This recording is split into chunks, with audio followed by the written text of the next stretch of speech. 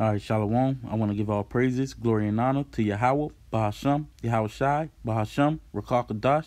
Double honors to the apostles and elders of Great Millstone. And salutations to all the hopeful elect pushing out this word in sincerity and in truth. This is the brother choir from the DC camp coming back at you with another lesson. And I'm entitled this, The Righteous Are Afflicted in This World. Okay? I'm going to start with Deuteronomy 30 verse 1. It says, "And it shall come to pass when all these things are come upon thee, the blessing and the curse, which I have set before thee, thou shalt call them to mind among all the nations, whither Yahweh thy power hath driven thee." Right. And that's what we doing. You know, we pretty much calling to mind after we see these curses upon our people, and now we calling it to mind, you know, amongst all the nations where we driven, and we learning who we are, you know, through these curses. We know who we are, and simultaneously that's how we know that the so-called white people are not the children of the Most High, you know, because the righteous will be afflicted in this world, and the so-called white people, the Edomites, you know, and these other nations, it says they are not in trouble as other men, you know, which we are in trouble, you know. We are going through the curses, okay, not them, especially not these so-called Jews, because they the so-called Jews, they pretty much own everything, man. They have more than hearts can desire, so that clearly cannot be them, okay.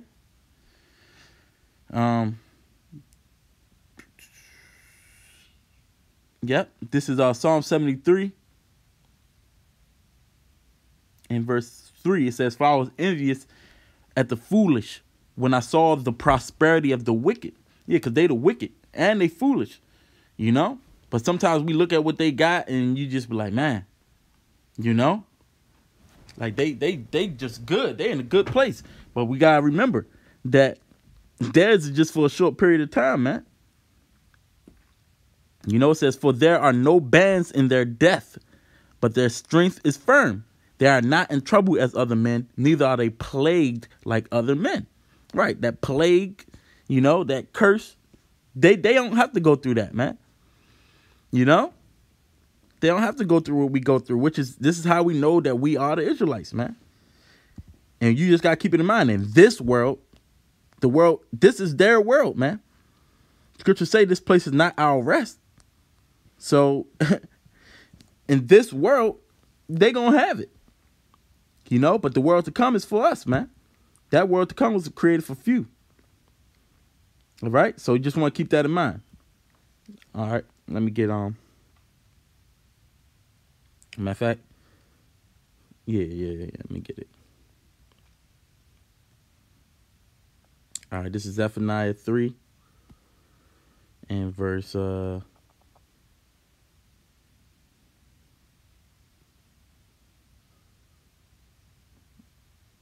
this is Zephaniah 3 and verse 11. It says, well, I start from verse 12. It says, "I will also leave in the midst of thee an afflicted and poor people, and they shall trust in the name of Yahweh." Right. And that's that remnant. Okay.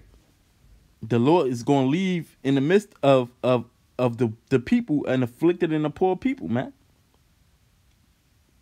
And they're going to trust in the name of Yahweh. So all this, we ain't going to have a name in this time, that's completely false, man. Throughout the scriptures, that's been proven wrong time and time and again. We're going to have the name. We're going to trust in that name. And in that name, we ain't going to have, there's no other name whereby we should be saved, you know. So, but that poor and afflicted people, they've been turned to seek the Lord, man. You know, a part of us not having nothing and us being afflicted, being oppressed, is so we can seek the Lord. That's why scriptures say, as it was your mind to go astray from the Lord. And why did we go astray from him? We set our hearts on other things. The Lord gave us certain things, and we turned from him because of it. You know? So it was our mind to go astray from him, as being returned, seek him 10 times more. You know? And in the affliction, that's when we seek him, man. You know? So that poor people, that's us, man. We are the poor of the earth, man. The fatherless, man. You know? That can only be talking about our people. It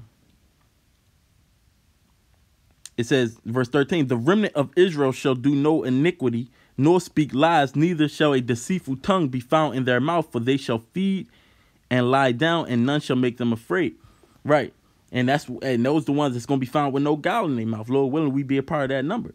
It says, sing, O daughter of Zion, shout, O Israel, be glad and rejoice with all thy heart, O daughter of Jerusalem.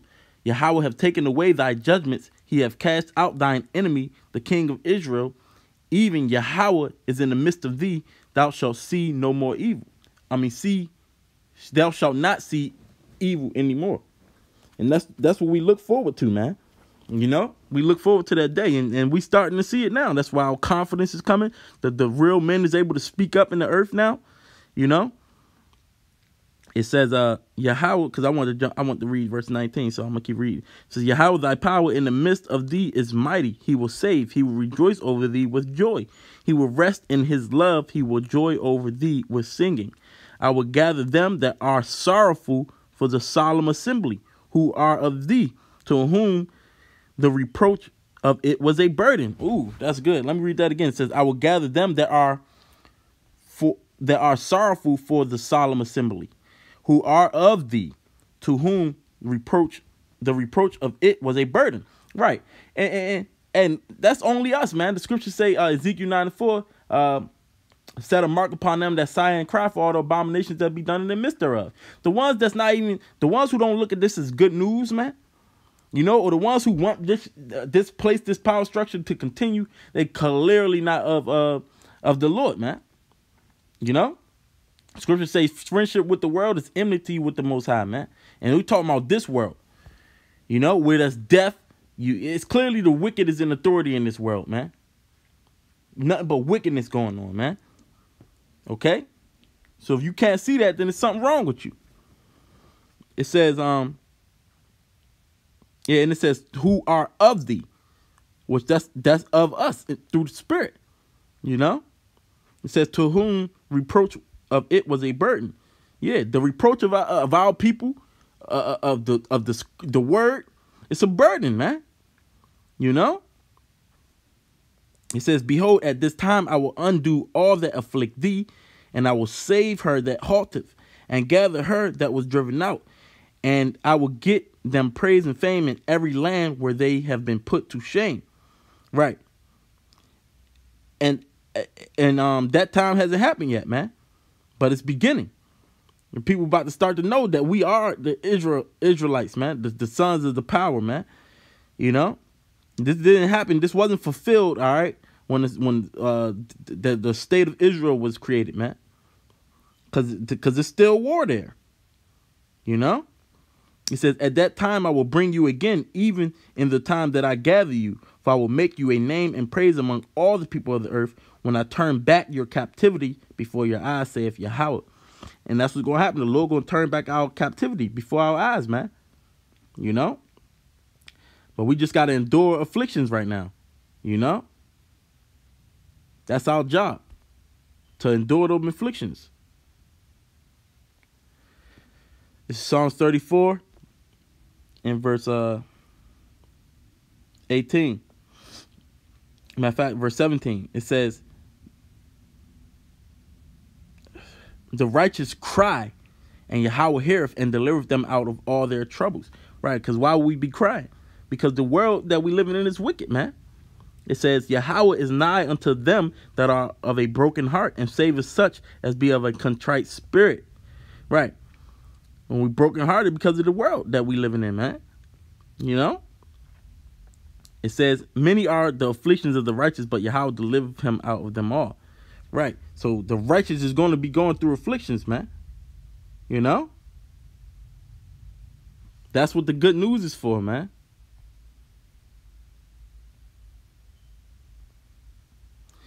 Isaiah 61 verse 1, it says, the spirit of Yahweh, Ba'ashem Yahweh Shai, is upon me, because Yahweh have anointed me to preach good tidings unto the meek. He have sent me to bind up the brokenhearted, to proclaim liberty to the captives, and the opening of the prison to them that are bound, to proclaim the acceptable year of Yahweh, and the day of vengeance of our power, to comfort all that mourn. See? Our people are the ones in mourning. Scriptures say Judah mourneth in the gates thereof languish, man. It's our people that's in mourning, constantly marching, just asking to be accepted as a people on earth, man. You know? So that's why we say through the Spirit, we know that we the Israelites, man. We don't need records, man. The real record is the Scriptures, man. If you can't put two and two together, then you don't got the eyes to see it, man. Verse 3 says, to appoint unto them that mourn in Zion, to give unto them beauty for ashes, the oil of joy for mourning, the garment of praise for the spirit of heaviness, that they might be called trees of righteousness, the planting of Yahweh, that he might be glorified. Right. And we getting all of that now. That oil, that spiritual garment, we getting all that now, man. Through the word. Okay? The scriptures say there yet remaining for rest for Israel, but right now this is not our rest, man. Matter of fact, let me go to the curse, man. Deuteronomy 28 and verse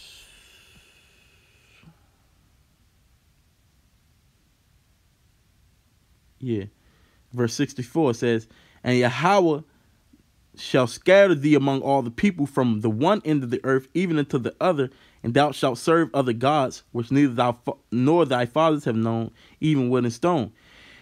Here's the point. And among these nations thou shalt find no ease, neither shall the sole of thy foot have rest, but Yahweh shall give thee there a trembling heart, and a failing of eyes, and sorrow of mind. And thy life shall hang in doubt before thee, and thou shalt fear day and night, and shall have none assurance of thy life. Exactly. You see? So that's straight up oppression, man. That's captivity. Name one people on the planet Earth that goes through that like you Negroes, Latinos, and Native Americans, man. That has a higher mortality rate, man. From before you even born, man. Okay? Hey, man, if they put our wealth together, we would be a super third world country, man. That's how bad of a state that we have it, man. We don't have no rest among these nations, man. No ease. Okay? But we have a trembling heart, a failing of eyes. We don't have no hope. If you listen to our music, how many of our people talk about being hopeless, man? Let me get Lamentations.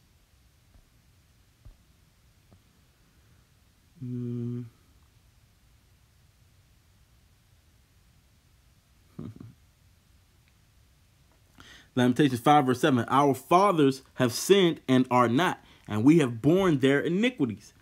Servants have ruled. Yeah, and these damn devils, man. Look what these devils did. Are they born in any of these iniquities yet? They put a whole nation into captivity, slaughtered them, but they still reaping the benefits of it. But what about us? It says our fathers have sinned and are not, and we have borne their iniquities. Servants have ruled over us. There is none that doth deliver us out of their hands. Yes, servants, man. Scripture say he has seen servants upon horses, man, and kings walking as servants on the ground. That's an error. Okay? It says we got our bread with the peril of our lives, because the sword of the wilderness, oh shit, I skipped what I wanted. Salakia. Let me start from the top. This is Lamentations 5 verse 1. It says, remember, O Yahweh, what is come upon us. Consider and behold our reproach. Our inheritance is turned to strangers, our houses to aliens. Yeah, because we got fucking aliens in our land right now. Strangers, foreigners. It says we are orphans and fatherless. Our mothers are as widows, man. Hey, if that's not our people, I don't know what is, man. It says, we have drunken our water for money. Our wood is sold unto us. Because the scriptures say that we're going to have to go to our enemies for the want of all things. We have been made the tail and not the head, man. Our necks are under persecution. We labor and have no rest, man. You see? We labor and have no rest. Scriptures say that we it's like a pocket with holes in it, man. You know? That's our people. We are, hey, man. Matter of fact, Daniel 7.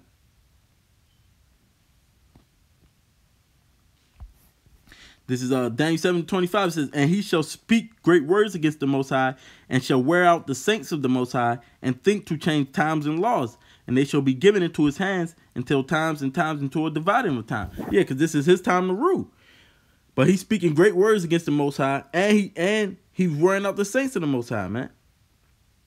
You know? Completely wearing out the saints of the Most High with his unrighteous decrees and them forcing us to labor and not giving us enough, you know? That's fulfilling the prophecies, man, of us having no rest here, man. You know? So it can't be white people, man. You know? They good wherever they go. Our people on the bottom wherever we go, man. You know? This is what we reading in the scriptures. Okay? We said, the scriptures say, endure afflictions, do the work of evangelist. That's why we got to preach this word, the good news to our people, man. Nobody else. You got people thinking, well, I ain't got nothing. The Lord don't love me. But our people, if we going to be afflicted in this world, man. Okay? This is 2 Corinthians 4, verse 8. It says, we are troubled on every side, yet not distressed. We are perplexed, but not in despair. Persecuted, but not forsaken. Cast down, but not destroyed.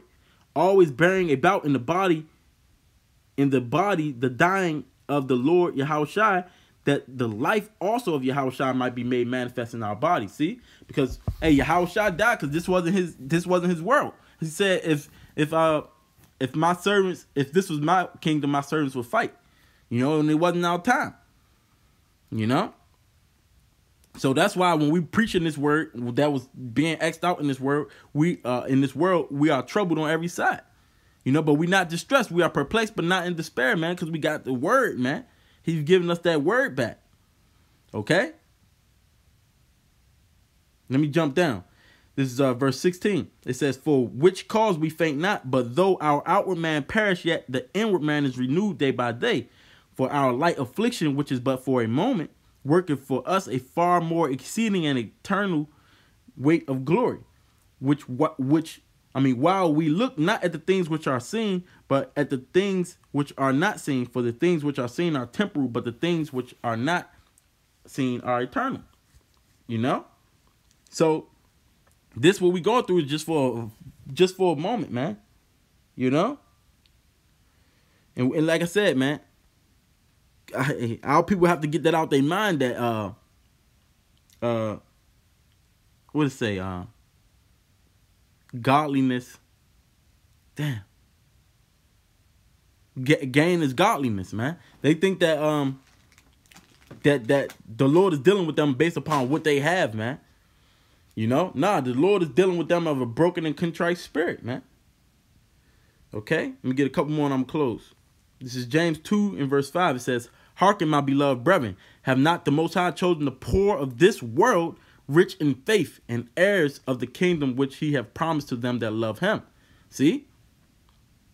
So the Lord, he chosen the poor of this world, but what? They rich in faith and heirs of the kingdom which he have promised to them that love him. That's why I said that this for a moment, you know, with the scripture that we just read, that is going to give us an eternal weight of glory, man.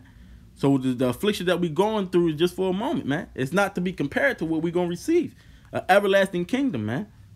You know? So, hey, our people going to be poor in this world, afflicted in this world. Okay? Let me get this to close.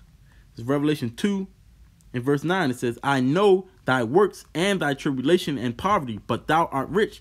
And I know the blasphemy of them which say they are Jews, but are not, but are the synagogue, and are not, but are the synagogue of Satan. Right. You know? So we know them that say they Jews, but they not. They are the synagogue of Satan, man. But the scripture say the Lord said,